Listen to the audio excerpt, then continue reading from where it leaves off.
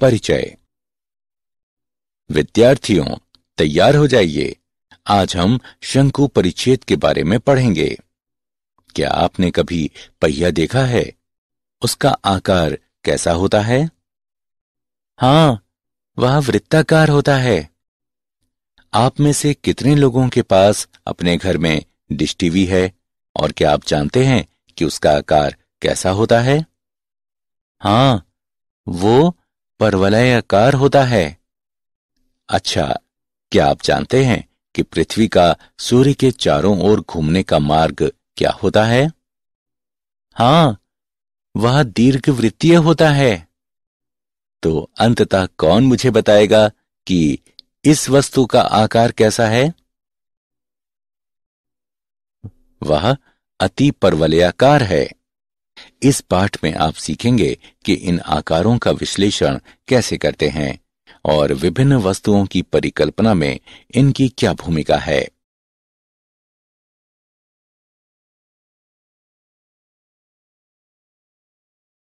उद्देश्य।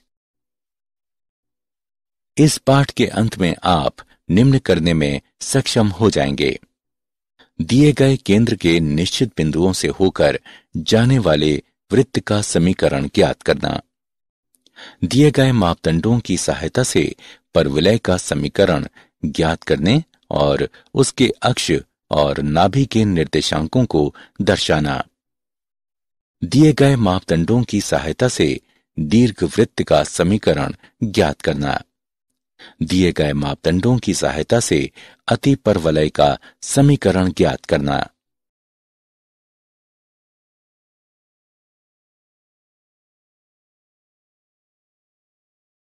शंकु के परिच्छेद।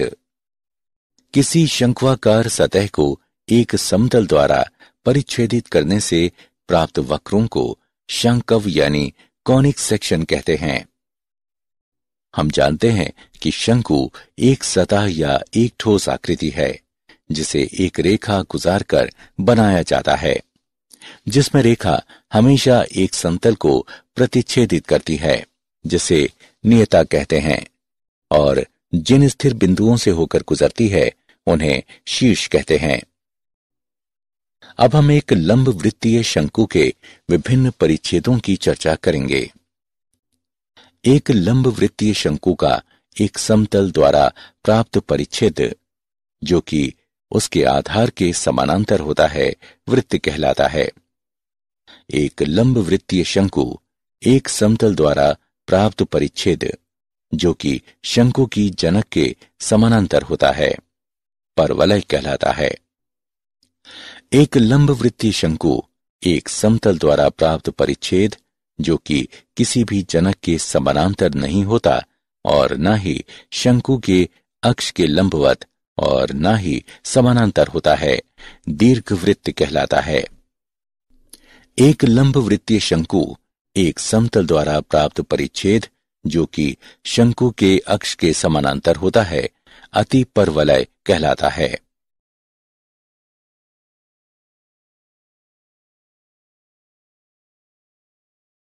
वृत्त। एक वृत्त एक समतल में सभी बिंदुओं का समुच्चय या सेट होता है, जो समतल में एक निश्चित बिंदु से समान दूरी पर स्थित होता है। वृत्त पर एक बिंदु से वृत्त के केंद्र की दूरी को त्रिज्या कहते हैं। वृत्त के समीकरण को इस तरह भी लिखा जा सकता है, जहां C H के वृत्त का केंद्र बिंदु है, R वृत्त की त्रिज्या है, A XY वृत्त पर एक बिंदु है।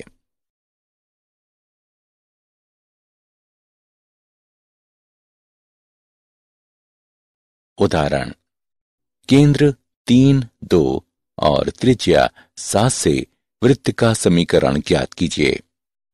हल: हमें वृत्त का केंद्र 3, 2 और त्रिज्या 7 दिया गया है। केंद्र H के और त्रिज्या R के एक वृत्त का समीकरण इस प्रकार दिया गया है। केंद्र और त्रिज्या का मान रखने के बाद हम पाते हैं कि x घटा 3 का वर्ग जमा y घटा 2 का वर्ग बराबर है 7 वर्ग के, जो कि गणना करके हल करने पर x वर्ग जमा y वर्ग घटा 6x घटा 4y बराबर 36 प्राप्त होगा।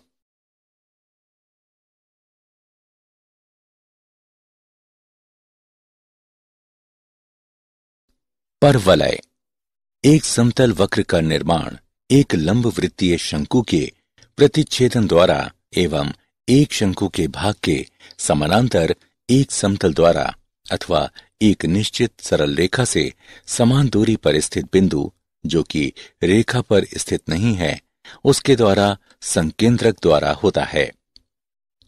निश्चित सरल रेखा को नियता कहते हैं। निश्चित बिंदु को नाभि कहते हैं। परवलय का अक्ष जिस बिंदु पर परवलय को काटता है उसे परवलय का शीर्ष कहते हैं। नियता के लंबवत और नाभि से होकर जाने वाली रेखा को परवलय का अक्ष कहते हैं।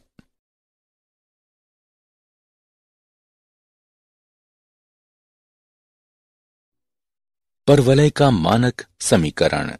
यदि शीर्ष मूल बिंदु पर हो और इसके सममित अक्ष x अक्ष या y अक्ष के अनुदिश हों तो परवलय के ऐसे 4 संभव दिक् विन्यास हैं। परवलय का समीकरण y वर्ग बराबर 4ax, y वर्ग बराबर घटा 4ax, x वर्ग बराबर 4ay, x वर्ग बराबर घटा 4ay।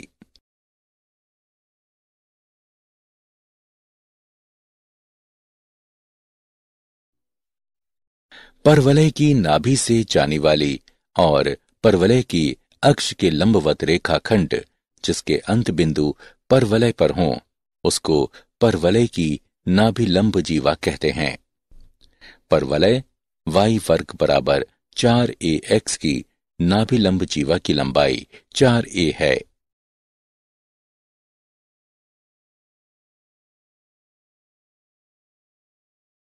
उदाहरण, उस परवलय का समीकरण ज्ञात कीजिए जिसकी नाभि लंब जीवा 4 इकाई है, जिसका अक्ष रेखा 3x जमा 4y घटा 4 बराबर 0 है और शीर्ष की स्पर्शजया रेखा 4x घटा 3y जमा 7 बराबर 0 है। हल। माना कि P XY परवलय पर कोई बिंदु है। शीर्ष की स्पर्शजया के लंबवत PM और उसके अक्ष के लंबवत PN खींचें तथा PN वर्ग बराबर होगा नाभिलंब जीवा गुणे PM के। इसे समीकरण 1 से चिन्हित करें। अब PN बराबर अक्ष 3x जमा 4y घटा 4 बराबर 0 पर P XY से लंब की लंबाई है 3x जमा 4y घटा 4 बटे 9 जमा 16 का वर्गमूल बराबर 3x जमा 4y घटा 4 बटे 5। PM बराबर शीर्ष की स्पर्शजया A 4x घटा 3y जमा 7 बराबर 0 पर P XY से लंब की लंबाई 4x घटा 3y जमा 7 बटे 16 जमा 9 का वर्गमूल बराबर 4x घटा 3y जमा 7 बटे 5। नाभिलंब जीवा है 4। समीकरण 1 से 3x जमा 4y घटा 4 बटे 5 वर्ग बराबर 4 गुणा 4x घटा 3y जमा 7 बटे 5। 3x जमा 4y घटा 4 का वर्ग बराबर 20, 4x घटा 3y जमा 7। ये परवलय का अभीष्ट समीकरण है।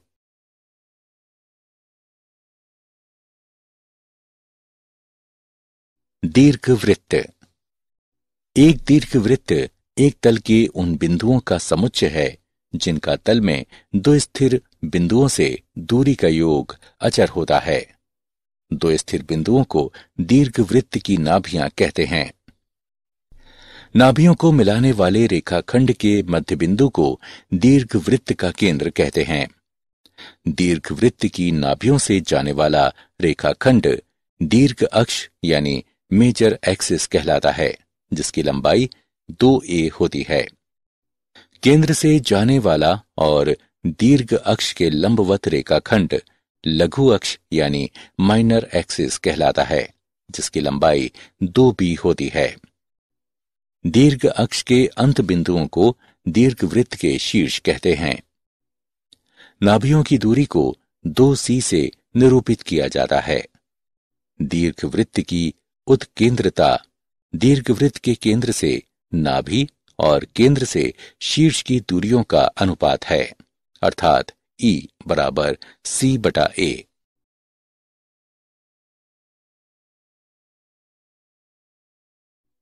दीर्घवृत्त का मानक समीकरण।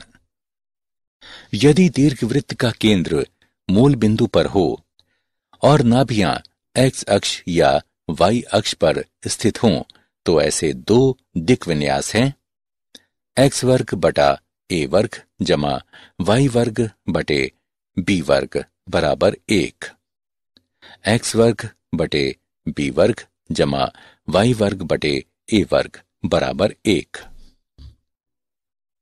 दीर्घवृत्त के नाभिलंब जीवा की लंबाई x वर्ग बटे a वर्ग जमा y वर्ग बटे b वर्ग बराबर 1 घटा 2b वर्ग बटे a है।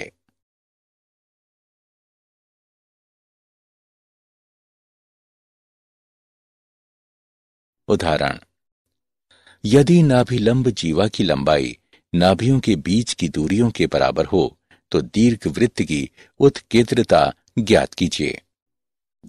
हल: नाभियों के बीच की दूरी बराबर नाभिलंब जीवा की लंबाई का 2ae बराबर 2b वर्ग बटे a, अथवा ae बराबर a वर्ग 1 घटा e वर्ग बटे a, अथवा e बराबर 1 घटा e वर्ग अथवा e वर्ग जमा e घटा 1 बराबर 0।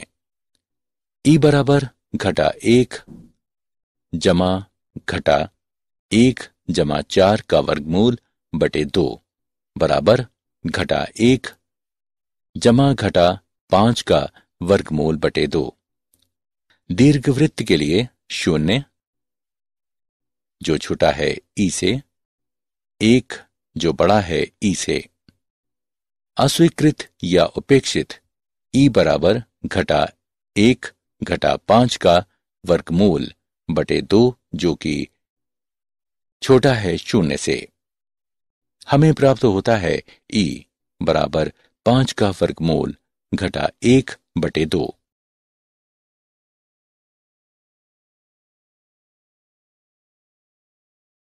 अतिपरवलय। एक अतिपरवलय तल के उन सभी बिंदुओं का समुच्चय है जिनकी तल में दो स्थिर बिंदुओं से दूरी का अंतर अचर या स्थिर होता है। दो स्थिर बिंदुओं को दीर्घवृत्त की नाभियां कहते हैं। नाभियों को मिलाने वाले रेखाखंड को अतिपरवलय का केंद्र कहते हैं।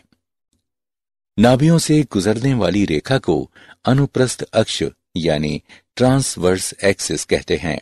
इसकी लंबाई 2a होती है।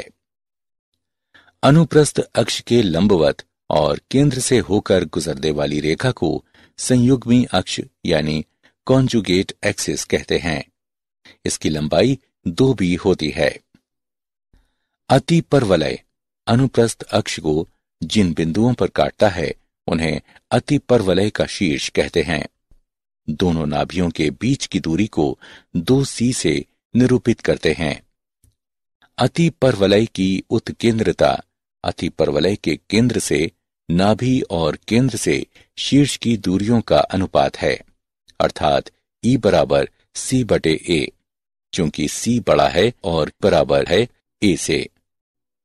इसलिए उत्केंद्रता कभी भी 1 से कम नहीं होती है।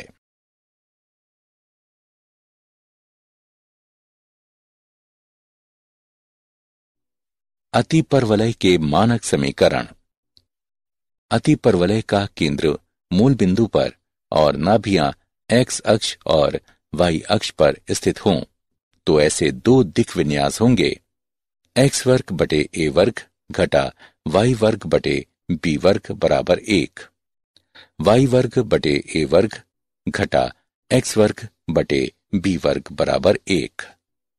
अति परवलय की नाभिलंब जीवा की लंबाई 2b वर्ग बटे a है।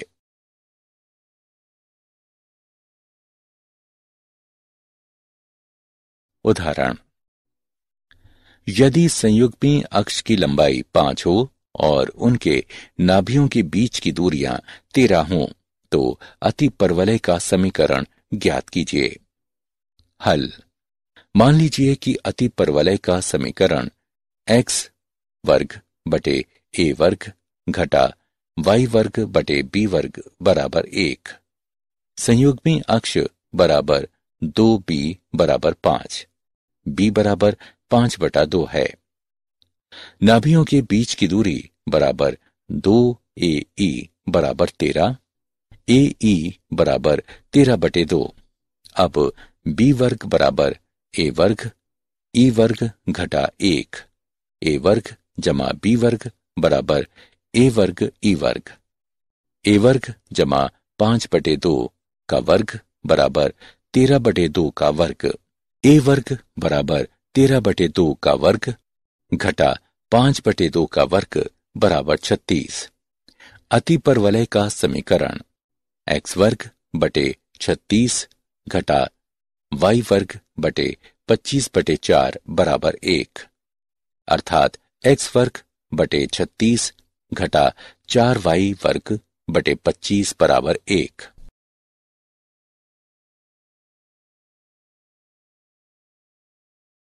क्या आप जानते हैं, यूक्लिड प्राचीन यूनान का एक गणितज्ञ था। उसे ज्यामिति का जनक कहा जाता है। उनके ग्रंथ गणित के इतिहास में गणितीय शिक्षण के लिए सबसे सफलतम कृति है। रने डेकार्ट ने ज्यामिति के क्षेत्र में एक महत्वपूर्ण योगदान दिया। उसने वैश्लेषिक ज्यामिति का विकास किया।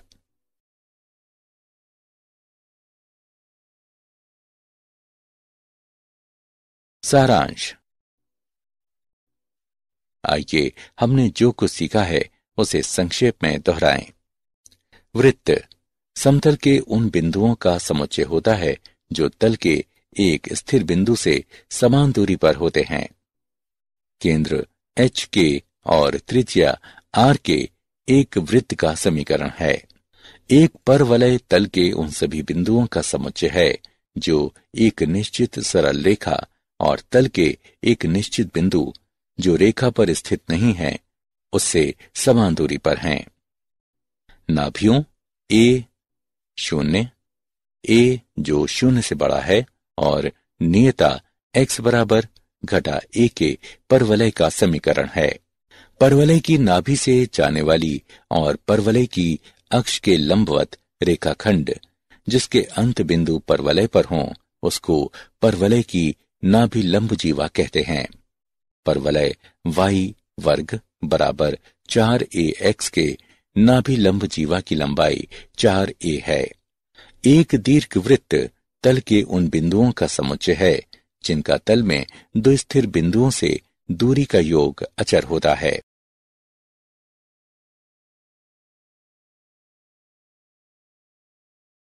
x अक्ष पर नाभि वाले एक दीर्घवृत्त का समीकरण है। दीर्घवृत्त की नाभियों से जाने वाली और दीर्घ अक्ष पर लंबवत रेखाखंड जिसके अंत बिंदु दीर्घवृत्त पर हों उसको दीर्घवृत्त का नाभि लंब जीवा कहते हैं। दीर्घवृत्त की नाभि लंब जीवा की लंबाई है। एक अतिपरवलय तल के उन सभी बिंदुओं का समुच्चय है जिनकी तल में दो स्थिर बिंदुओं से दूरी का अंतर अचर होता है। x अक्ष पर नाभि वाले अतिपरवलय का समीकरण है। अतिपरवलय की नाभियों से जाने वाली और अनुप्रस्थ पर लंबवत रेखाखंड जिसके अंत बिंदु अतिपरवलय पर हों उसको अतिपरवलय की नाभि लंब जीवा कहते हैं। अतिपरवलय के नाभि लंब जीवा की लंबाई है